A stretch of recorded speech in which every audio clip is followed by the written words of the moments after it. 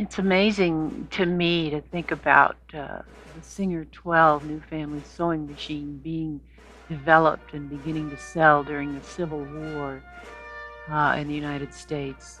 This was the first reliable, easy to use sewing machine to come from a combination of inventions of previous sewing machines. And it's the one that launched Singer into the successful company that it became and made Isaac Singer rich. This is my Abby. She's an 1881 treadle, model 12, and I call her Abby for obvious reasons. She's got abalone inlay. And you can see that she's been used heavily. She's had a hard-working life, but she's still in pretty good shape. And she's a fiddle base. That's that nice, pretty curvy base on these. They called them fiddle bases back then. And these sold very, very well when they came out. And over the years, they changed quite a bit with new innovations and new improvements. So you will see a lot of variation in these machines. They were around for 39 years, almost 40 years they were in production. So they do go through a number of changes. This one has a lot of the older features.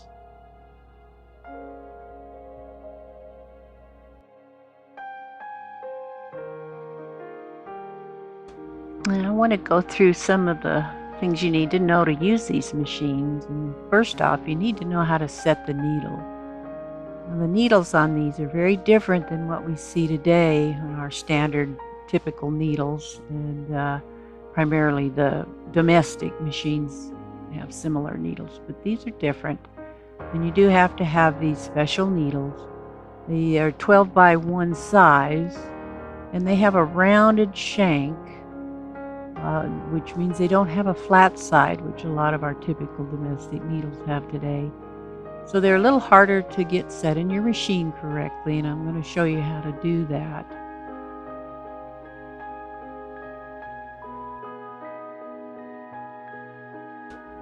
And this is basically the instructions for setting the needle that came in the manual originally. I'm going to try and follow that as close as I can here. And they tell you at first to put the point of the needle down in the hole in the needle plate and slide the shank up into the side of the needle clamp. You can see it sticking up there. You want to get it in there. Basically, you're just going to get it tight enough at this point that it'll stay in place, because you do want to move it a little bit later here. This is putting it into the needle bar. Now the needle bars on the top area, they have this etched in line. You'll see at the end of my tweezers here. And that's an important thing. They don't all have that. This is actually not Abby here. This is my other machine. Abby doesn't have that line, but she does have a little etched edge that I can use to set this. But you want this down the top of the faceplate here at the level of that. And after you get that set, you can go in with a fine point needle or pen, and you want to look for this long groove down the side of the needle, and down at the bottom where the eye is, you put that pin in there, and you turn it so it's facing you, directly facing you. Now this is a side view, so I've turned it 90 degrees with that long thing and the eye facing toward the person sitting at the sewing machine, basically. And you use that pin to kind of hold it in place while you tighten up your needle clamp screw so it'll stay in place. And this is what you kind of want it to look like after you've set it in there. You can see that long groove in the hole. And then my little etched line up here is up there at the top, right at the edge of that faceplate.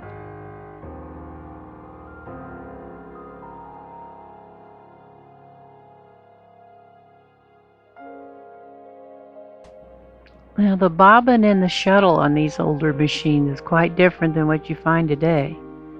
This is a long bobbin. It's called a long bobbin for obvious reasons, big spindle. And this little shuttle is called the boat shuttle because it kind of looks like a boat. And that's what a lot of these old transverse shuttle machines had. And they all had their own designs and ways of handling the tension coming off that bobbin. And we'll talk more about that in a little bit here. I'm going to show you how to load this wind the bobbin here. And it has at the end a little spring-loaded cup that holds that bobbin in tight, and then you can just push on that and get that bobbin out. And to wind the bobbin, here's the instructions out of the manual for that. Basically, you put it in the little winder system, and there's little divots at the end of each one of the ends of this winder, and the points of the bobbin fit into that to hold it in place. And they tell you in the manual that to start your thread, you want to pinch it in between the end of the bobbin and that little winder wheel there, and that holds it pretty snug. It's a nice way to start it off. Some people wrap it around a number of times and start it. This is what I found to work best, and this is what they tell you in the manual.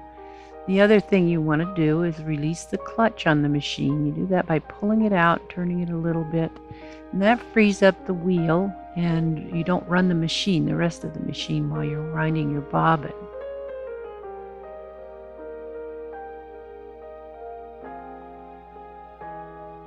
So basically, to wind your bobbin here, you're going to be taking your right hand, you hold your thread in the left, and you take your right hand and you push that wheel up against the hand wheel to start turning the bobbin. Winding bobbins are pretty critical. You want to get it wound as smooth as possible, because that's what impacts how it comes off that bobbin and how the tension is from the bobbin case.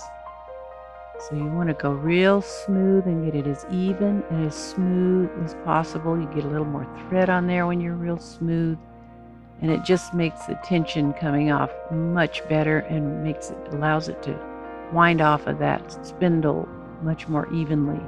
This is how you create the best stitch this thing can make. And they also mention in the manual that you want it to have a trifle higher at each end of that bobbin than the center. It's probably because that way it'll feed off of that bobbin a little more smoothly and evenly, so your tension is working properly. Now I have this thread coming from a spool on top of the machine, running through the first eye on the head and then down to my hand, and I'm holding it back a ways from the spindle, as you can see. And you don't want to overfill these. You just want them to where they're full but not going to rub against the edge of your little bobbin shuttle, or they won't work properly. And here I have a nicely filled bobbin ready to use.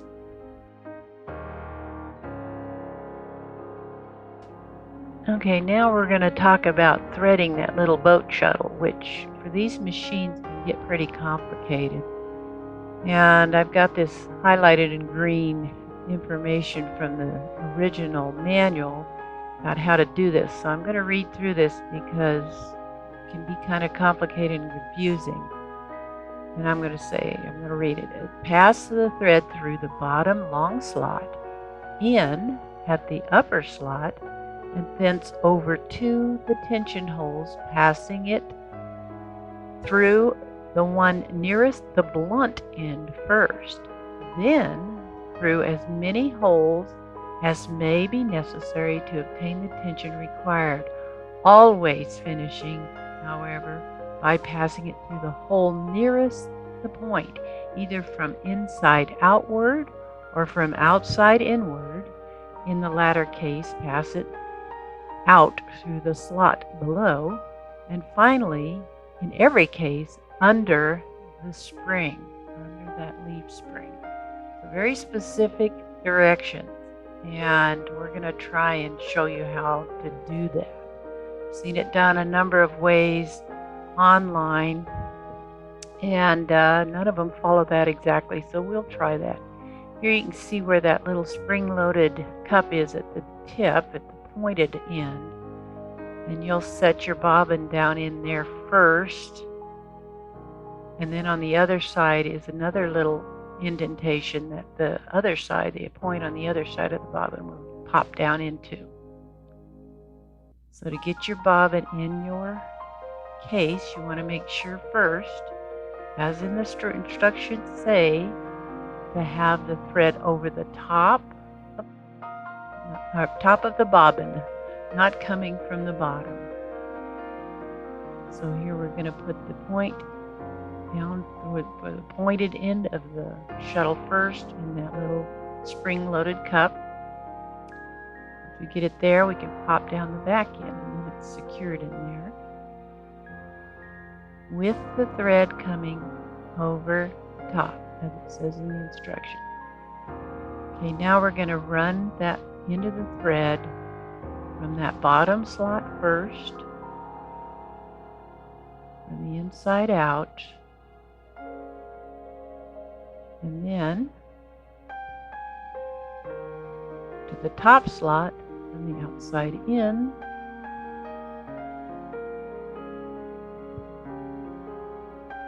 and then from there we're going to go over to the hole nearest the blunt end. Now you can see it's going over that bar on that side, so now we're going to run it across over to that hole right there, nearest the blunt end, as it says in the instruction.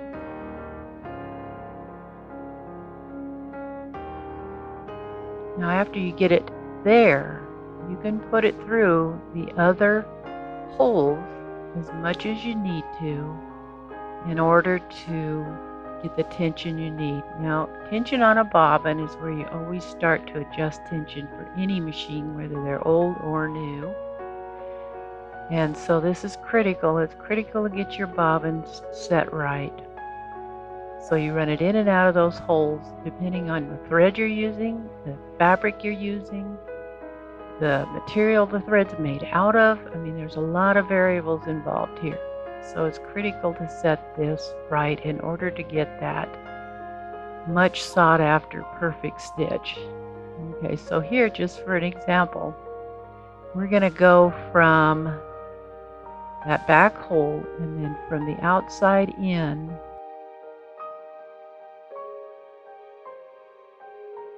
from the blunt end to the second hole in. So I'm going to finish by going out the inside to the outside, that very last hole towards the point. You always want to finish it there according to the instruction. Okay, so that's one level of tension, and then the very final thing you always do according to the instructions is go under that leaf spring. So there, that's a setting.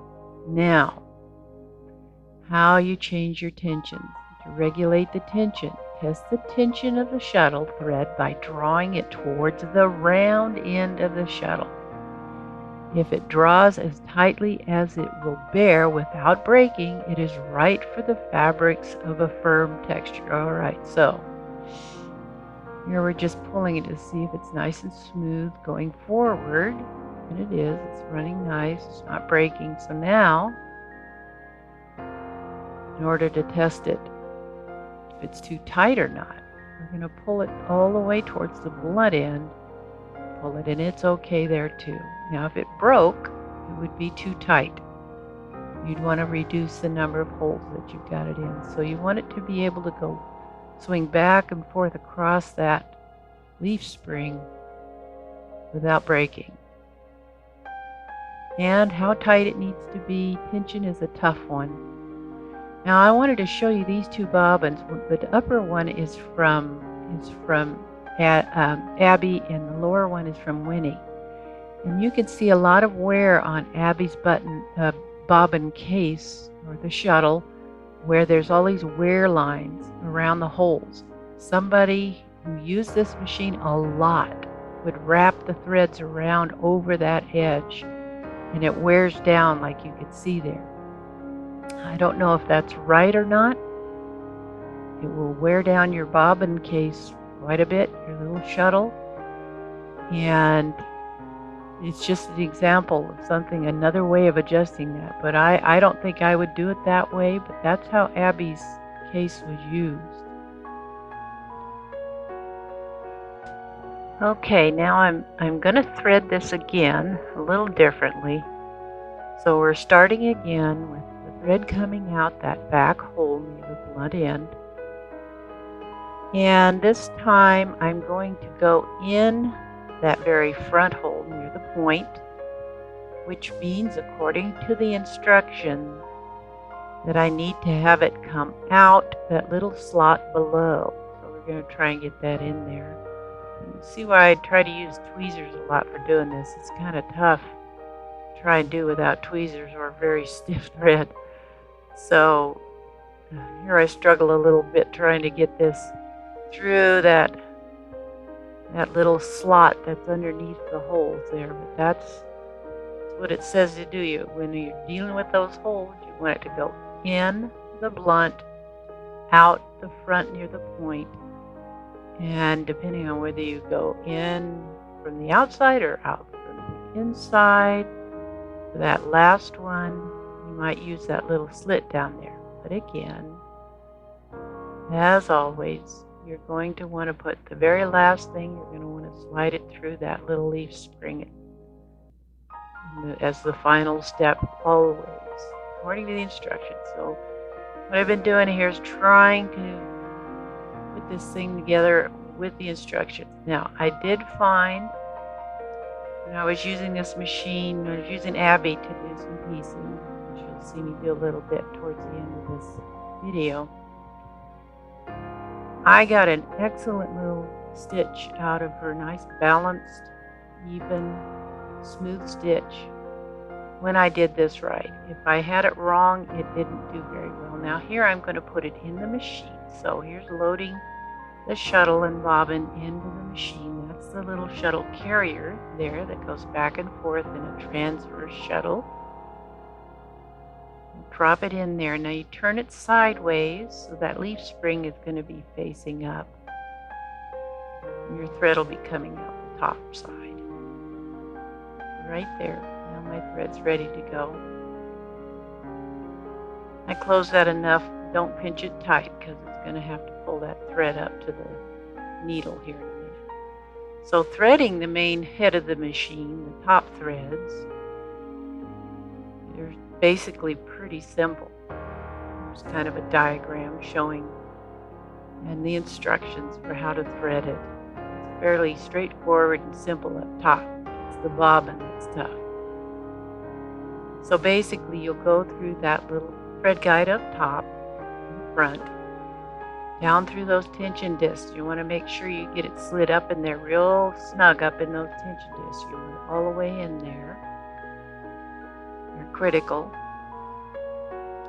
And then after you get it through and into your tension discs real good, you want to put it through your take-up lever eye, and that's up there. And then down here, the last one going through is the little needle clamp guide, and this one is a hole. Now some of the later models are different, so there's variations in this needle clamp guide. You'll have to look at your specific machine to see which kind you have.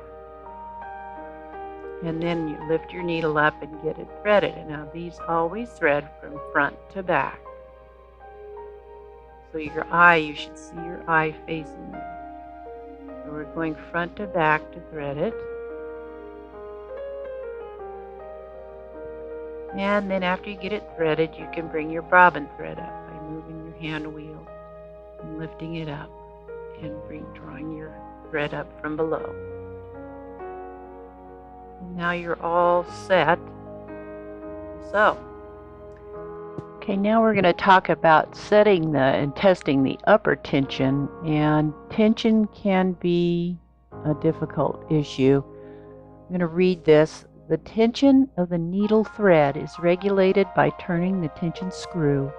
To test tension, draw the thread downward from the check lever, turning the screw to the right until the thread draws tightly as it will bear without breaking. And that's for heavy fabrics they're talking about.